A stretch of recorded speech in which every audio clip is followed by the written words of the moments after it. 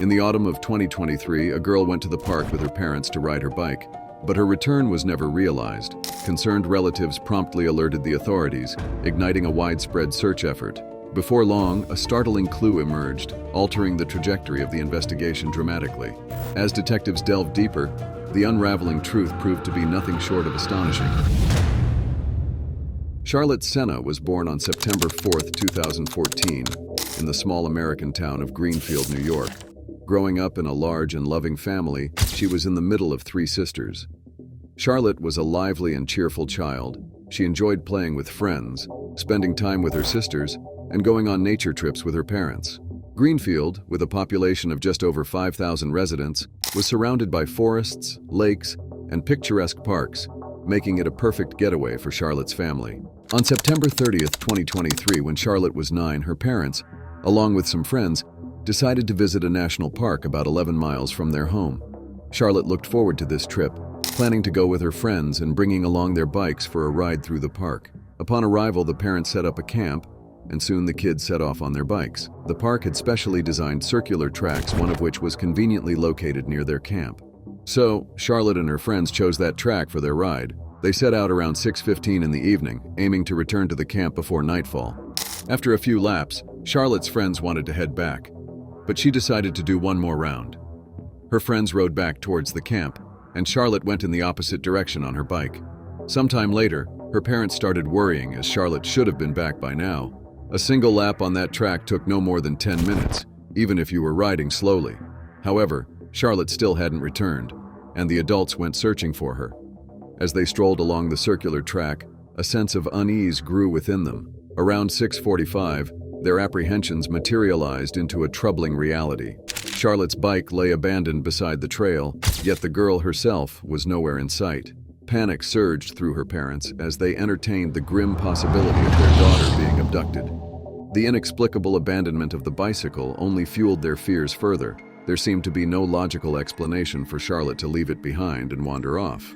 Briefly, they pondered whether the bike had encountered mechanical issues, but upon inspection, it became evident that this wasn't the case. The wheels remained intact, and the chain functioned properly. Fearing the worst, her parents decided to call the police.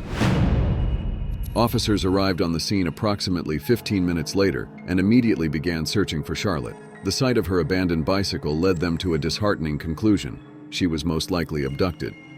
Still, they couldn't dismiss the possibility that she might be lost in the woods, so they initiated a search. The police scoured the entire park and closed it to visitors. They checked everyone's vehicles and camps before letting them go. Some people wanted to stay and help with the search, but without proper organization, it only complicated the police's job. They scoured every inch of the forest with meticulous determination. Initially, law enforcement concentrated their efforts along the circular trail where Charlotte had last been seen, but the search yielded no immediate clues. Expanding their efforts, they widened the scope to encompass the entirety of the park, a daunting task considering its expansive 15-square-kilometer expanse.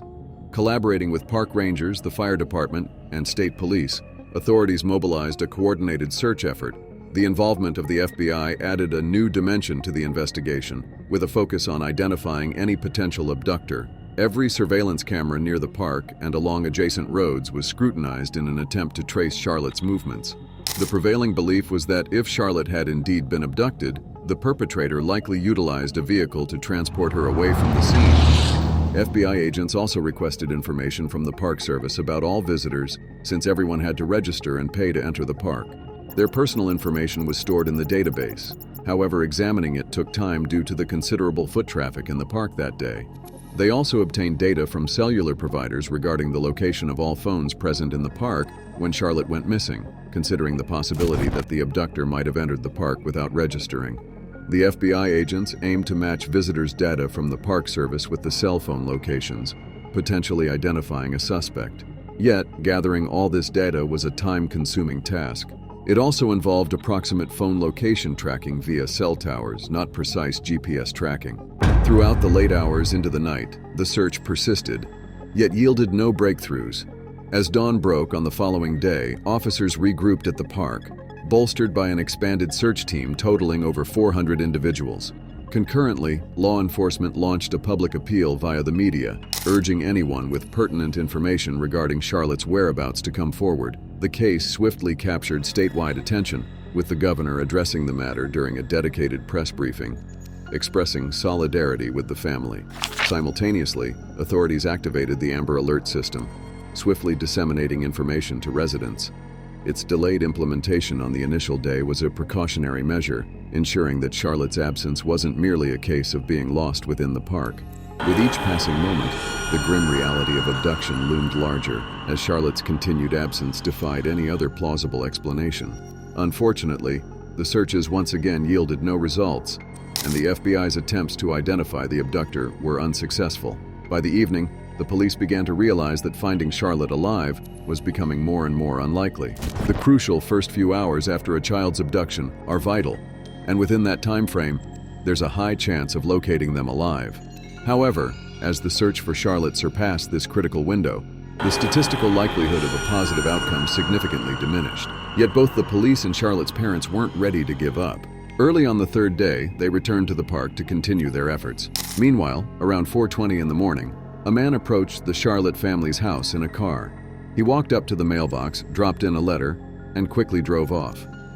A police officer was observing the house from a distance but didn't approach the man, thinking he might be a family acquaintance expressing support for Charlotte's parents. Throughout those days, various people had visited the house, leaving letters and food. But despite the officer's initial hesitation, he found the man suspicious and decided to check the mailbox.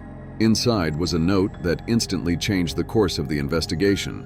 A letter penned by the kidnapper emerged, detailing the captor's demand for $50,000 in exchange for Charlotte's release. Swiftly, the note was dispatched to the lab, where forensic experts embarked on an urgent analysis. After meticulous examination, they unearthed a series of fingerprints and promptly ran them through databases, yet initial attempts yielded no matches.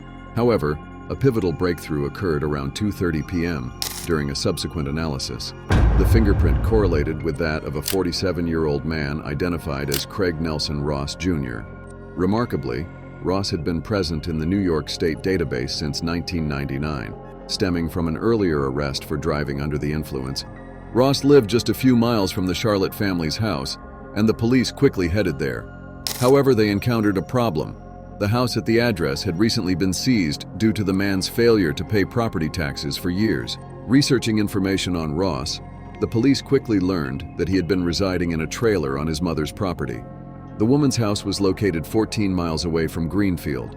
The police swiftly obtained a warrant and sent over 30 officers to the scene, with a helicopter covering them from the air.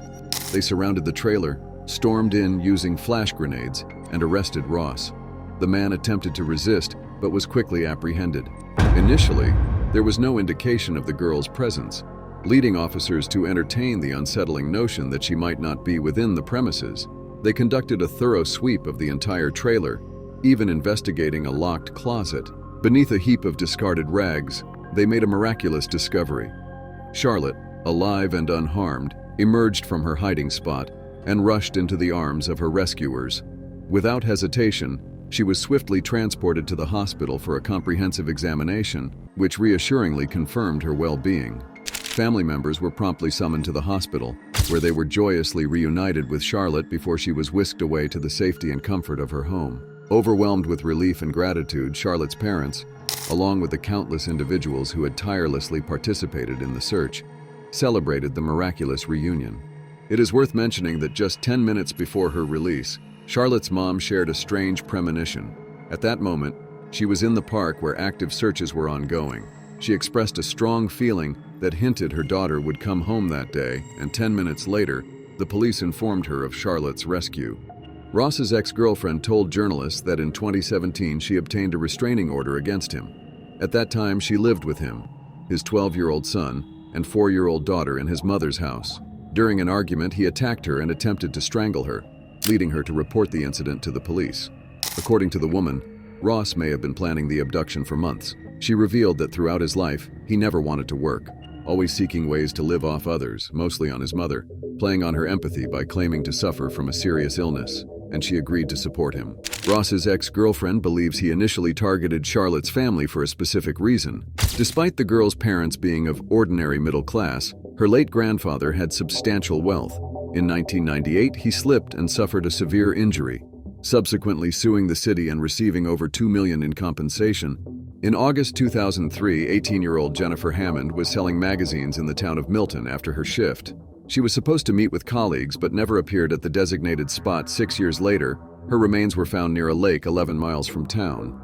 It's worth mentioning that she disappeared just a few hundred yards from the house where Ross was living at the time. 2 years later, 19-year-old Christina White left a trailer park a mile away from Milton and disappeared. A year later, her remains were found, but the case remained unsolved. As for Ross, he was living in the same trailer park at the time. Now the police are considering his possible involvement in these murders, but currently they lack any evidence, or they are withholding it in the interest of the investigation. Regarding the trial for Charlotte's case, it is set to begin in April 2024. Despite the presence of undeniable evidence of his guilt, it cannot be ruled out that Ross may be offered a plea deal. In case he continues to deny guilt, Charlotte will likely have to testify in court, recounting in detail what he did to her. To spare her such a traumatic experience, a plea deal might be an option. Now all we can do is wait for the trial and hope that justice will prevail.